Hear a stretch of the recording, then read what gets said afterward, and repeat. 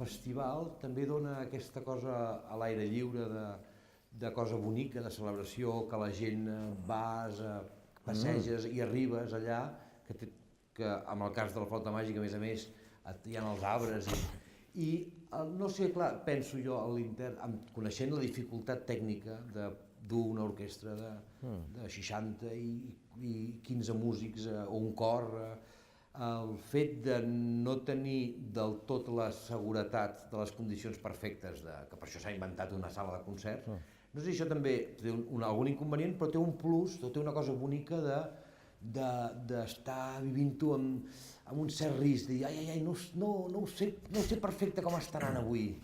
No, a veure, primer, les sales de concerts no n'hi ha dues d'iguals, i et trobes en sales de concerts amb una reverberació excel·lent i et trobes sales de concerts també molt seques. Vull dir que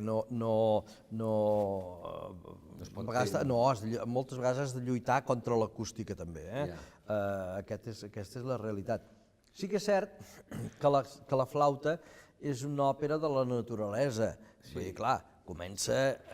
Una serp persegueix un presa, però no són a casa, la serp no surt a casa, és una serp que podria ser per allà, per allà a prop del castell. És una espècie de fantasma que ronda pel castell.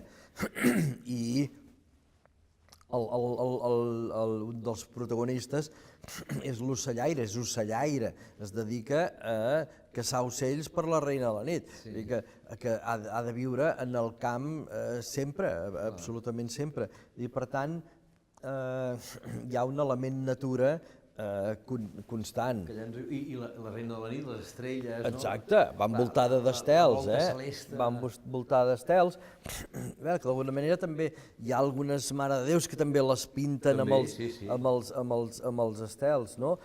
Però sí que hi ha un element natura molt present que allà ens ho facilitarà, ens ho facilitarà. Clar, no sé com penses la sonografia, això ja ho anirem descobrint.